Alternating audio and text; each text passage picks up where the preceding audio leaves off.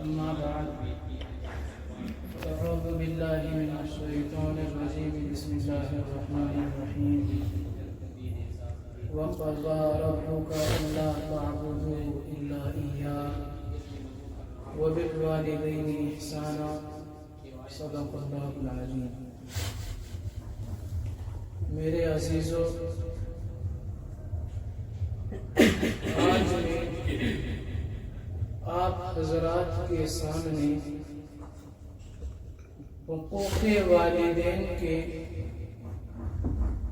گوشے پر کچھ گفتگو کرنے کی جسارت کر رہا ہوں.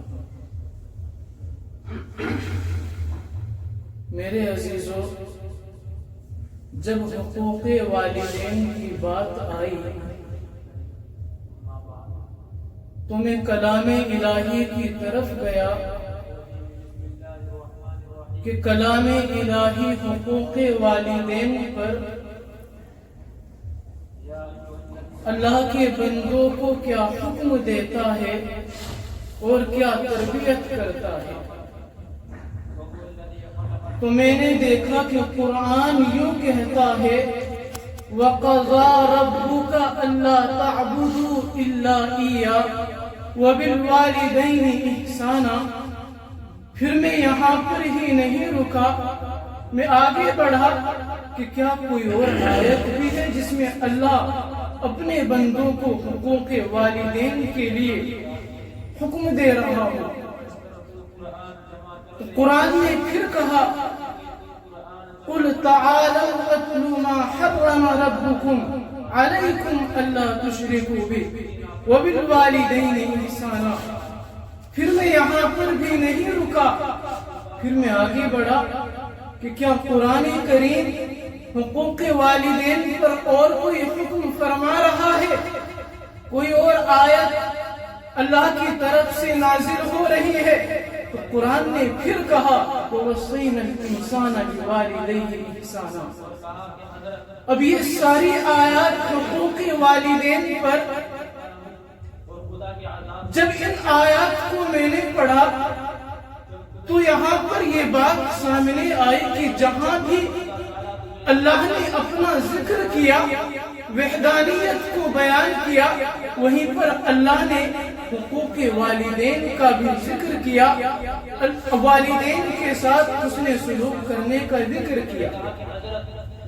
تو اس کا مطلب کیا نکلتا ہے؟ میں نے مفسرین کا رخ کیا تو مفسرین نے جواب دیا. مفسرین نے 3 جواب دیے. نمبر 1، اللہ تعالی خالق حقیقی ہے تو ماں باپ خالق مجازی ہے. اس لیے جب اللہ نے قرآن کریم کے اندر وحدانیت کو ذکر کیا تو اپنے ذکر کے ساتھ اللہ نے والدین کے ساتھ حسن سلوک کا حکم بھی دیا. دوسرا جواب مفسرین نے یوں دیا کہ جس طریقے سے اللہ تعالی اپنے بندوں پر انعام کر کے اس کا کوئی عوض نہیں لیتے ہیں، ایسے ہی والدین جب اپنے بچوں پر انعام کرتے ہیں تو بچوں سے کوئی شکریہ یا بچوں سے کسی تعریف کے مستحق نہیں ہوتے ہیں. آپ بتائیے ذرا، آپ کی والدین کے آپ کے اوپر اتنے احسانات ہیں، کیا آپ کے والدین نے ان احسانات کا آپ کے سامنے تذکرہ کیا؟ اس سے بڑا احسان کیا ہوگا اس ماں کا جس نے 9 مہینے 10 مہینے اپنے اس پیٹ میں رکھ کر کے تجھے پالا ہے. اس سے بڑا احسان کیا ہوگا اس ماں کا جس نے اپنے پیٹ سے تجھے باہر نکالا ہے. اور بوالِ سینہ یہ کہتے ہیں کہ جب ماں بچے کو جنم دیتی ہے نا، اگر اس وقت ماں کو کوئی تکلیف ہو جائے تو ماں وہاں پر یا تو مرنے کے قریب ہوتی ہے یا زندہ رہتی ہے. بوالِ سینہ ایک بڑے فلسفہ گزرے ہیں، یہ ان کی بات ہے. تو میرے بھائیوں، یہ ماں کا اپنی والدین کے ساتھ حسن سلوک ہے. اور والد کے حسن سلوک، والد کی تربیت بچے کے لیے کیا ہوتی ہے؟ آپ نے مشاہدہ کیا یا نہیں کیا؟ وہ باپ وہ دھوپ کے اندر اپنے کے لیے کمانے کے لیے جاتا ہے، وہ صبح کو نکل جاتا ہے، وہ شام کو آتا ہے، کس لیے جا رہا ہے وہ باپ صرف اور صرف اپنے بچوں کے پیٹ کو بھرنے کے لیے جا رہا ہے۔ میرے بچے بھوک سے نہ مر جائے، میرے بچے کہیں کپڑوں کے بنا نہ رہ جائے، وہ باپ اس لیے جا رہا ہے۔ لیکن ہم نے ان ماں باپ کے احسانات کو فراموش کر دیا، ہم اتنے بڑے نکار بن گئے، ہم اتنے بڑے فراموش انسان بن گئے، ہم نے اپنے ماں باپ کے احسانات کو بھلا دیا۔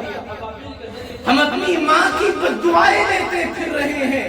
خدا کی قسم، ماں وہ ایک ذات ہے کہ اگر یہ دعا کے لیے ہاتھوں کو اٹھاتی ہے، صرف ہاتھوں کو ہی نہیں، یہ اپنے پلو کو بھی اٹھاتی ہے۔ اور ماں ہی وہ ذات ہے کہ اگر بندے کے لیے، اپنی والدین کے لیے بد دعا بھی کرتی ہے تو پھر بھی پلو کو اٹھاتی ہے۔ اگر اس ماں کا پلو اٹھ گیا تو میرے بھائیوں برباد ہو جائے گا انسان۔ آپ پڑھیے جرح کو، ایک عابد گزرا ہے بنی اسرائیل میں، وہ عبادت میں مشغول تھا، اس کی ماں نے آ کر کے اس کو 3 بار آواز دی، جرح جرح جرح۔ جرح نے کوئی جواب نہیں دیا۔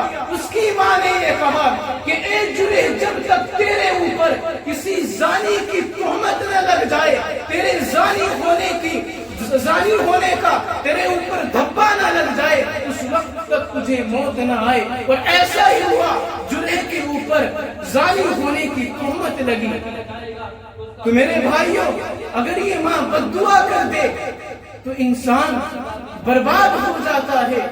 اور ابن سیرین، جنہوں نے رویہ تعبیر کتاب لکھی ہے، ان کے بارے میں آتا ہے کہ وہ ستون پکڑ کر کے بیٹھے ہوئے رو رہے ہیں۔ کسی نے آ کر کے معلوم کیا، اے وقت کے امام، کیا بات ہے، آپ رو کیوں رہے ہیں؟